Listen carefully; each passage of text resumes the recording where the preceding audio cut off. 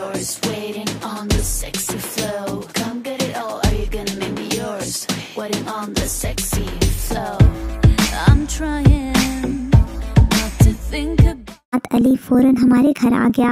आने से पहले अपने वालिदैन को वो वादा भी याद दिलाया कि आप लोगों ने यकीन दिलाया था कि पाकिस्तान आओगे तो रिदा से शादी होगी।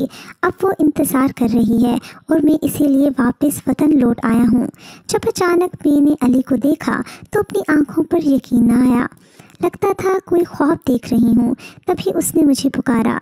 क्या पहचाना नहीं है जो यूं अजनबी निगाहों से देख रही हो? कैसे पहचानूं? 7 बरस बाद आए हो और कितने बदल गए हो। कैसे बताऊं तुम्हारी याद में एक एक पल मैंने कैसे काटा है। क्या वहाँ शादी कर ली है? हाँ, लेकिन तुम्हारी मर्ज़ी मालूम करने आया हूँ। अपना वादा पूरा करूँगा। अगर तुम अब भी हाँ कहोगी तो फिर मैं आयशा को तलाक दे दूँगा। हालांकि मुझे इससे कोई शिकायत नहीं। वो बहुत अच्छी बीवी साबित हुई है। बतौर इंसान भी वो बहुत अच्छी है। आयशा को छोड़ने से तुमको दुख ना होगा? दुख मत कहो, हाँ अफसोस होगा, क्योंकि जब मेरी उसके साथ शादी हुई तो दिल ने शुरू से ही इसको बीवी कबूल ना किया, मगर रफ्ता रफ्ता इस लड़की की खूबियों ने मेरा दिल जीतना शुरू कर दिया। इब्तिदा में सारा ध्यान तुम्हारी तरफ रहता था, मगर इसने मेरी इतनी सेवा की, इतना ख्याल रखा कि मैं इसकी अच्छाई का कदरदान हो गया। इसने वफा की। यूके में कारोबार जमाने में मेरा भरपूर साथ दिया। आज वहाँ मैं जो कुछ हूँ इसी की वजह से हूँ।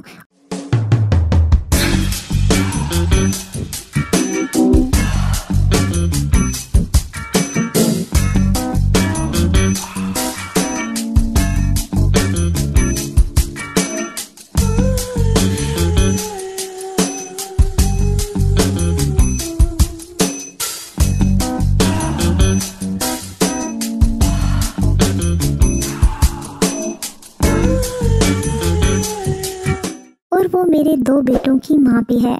फिर भी तुम इसको छोड़ने के बारे में सोच रहे हो? मैंने हैरत से कहा। हाँ, इसलिए कि तुमने भी तो मेरे लिए 7 साल का इंतज़ार किया है और ये कहकर मुझे बांध दिया है कि उम्र भर इंतज़ार कर सकती हो।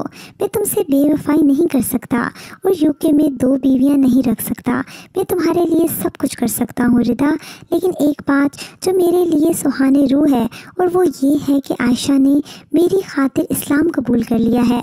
ये कहकर वो खामोश हो गया, जैसे मुझसे अपनी बेबसी का इजहार करके गुजारिश कर रहा हो कि मैं इसको माफ़ कर दूं, जैसे वादे तोड़ने के लिए भीख मांग रहा हो। मैंने कहा, अली तुम आयशा को तलाक मत दो। मेरी खातिर उसे ना छोड़ना कि तुम्हारी खातिर इसने सब कुछ छोड़ा है। उसको खाली दामन करना बहुत बड़ा गुनाह होगा, जबकि तुमको इससे कोई शिकायत भी नहीं है। वो वफादार और अच्छी जीवन साथी है, तुम्हारे 2 बच्चों की माँ भी है। अगर तुमने ऐसा किया, उसे तलाक दे दी, तो मैं भी तुमसे कभी शादी नहीं करूँगी। तुम वापस लौट जाओ अपनी दुनिया में, क्योंकि जब एक बार इंसान अपनी दुनिया बसा लेता है तो फिर किसी की खातिर उसको जानना बेवकूफ़ी है। मैं तुम्हारा इंतज़ार नहीं कर रही। मुझे वैसे ही शादीशुदा ज़िंदगी पसंद नहीं। जब दिल आमादा हुआ तो मैं कर लूँगी। मेरी इजाज़त पाते ही उसके चेहरे पर सुकून का चांद खिल गया, जैसे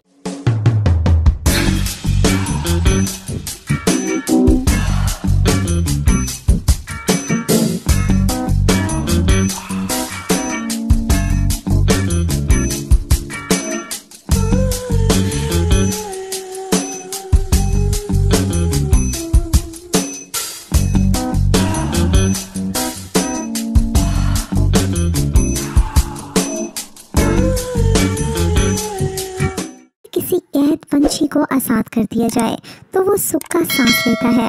अली ने भी एक गहरा सुख का सांस लिया और मुझसे थोड़ी देर बात करके वो चला गया। तभी मैंने सोचा कि पास मखसूस हालात में मर्द बेवफा नहीं होता। ये हालात होते हैं जो उसको जकड़ लेते हैं और उसके पैरों में बेड़ियां डाल देते हैं। ऐसे ही जैसे कुछ मखसूस हालात में औरत मजबूर हो जाती है, मगर दूसरे ये ख्याल करते हैं कि वो बेवफा है। मसला ये था कि आयशा इतनी अच्छी साबित हुई कि रफ्ता रफ्ता अली मुझे भूलने लगा, लेकिन वो अपने वादे को ना भुला सका और वही वादा वफा करने 7 बरस बाद वो वापस वतन लौट आया। औरत ख्वाह किसी मजहब और किसी मुल्क की हो, इसमें वफा हो और मोहब्बत करना जानती हो तो वो मर्द का दिल जीत सकती है। ये सलाहियत आयशा में मौजूद थी। हमने सुन रखा था कि दियारे गैर की औरत बेलिहाज और बेवफा होती है, मगर सबके बारे में ये कुलिया दुरुस्त नहीं। वहाँ भी मुख्तलिफ औरतें हो सकती हैं, वफा की पुतली, फरमाबरदार, खिदमतगुजार और मोहब्बत करने वाली आयशा जैसी, जिसने अली को मुकम्मल ताउन, सुकून और आराम देकर उसका दिल जीत लिया। चचा चची ने अब भी दबाव डाला कि अली तुमको यूके नेशनैलिटी मिल गई है, रिदा से शादी कर लो और अपनी यूके नेशनल बीवी को तलाक दे दो। रिदा बरसों से तुम्हारा इंतज़ार कर रही है। जब मैंने अली की ज़ुबानी ये बातें सुनी तो ख़ुद ही चचा और चची से कह दिया कि आप अली को मजबूर ना करें, क्योंकि अब मैं इससे शादी नहीं करूँगी, ख्वाह बीवी को तलाक दे या ना दे। मेरा इससे शादी का कोई इरादा नहीं है। पहले भी मैंने अली को एक बड़ी उलझन से निजात दिलवाई थी, इस बार भी मैंने हिम्मत करके इसको एक बड़ी उलझन से निकालकर वापस इसकी दुनिया में भिजवा दिया, जिस पर इसने यूके जाकर मुझे शुक्रिया का फ़ोन किया।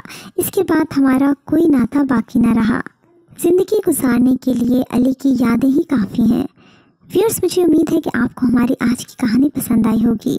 अगर कहानी पसंद आई है तो इसको लाइक कीजिए, शेयर कीजिए और कमेंट सेक्शन में अपनी राय का इजहार लाजमी कीजिएगा।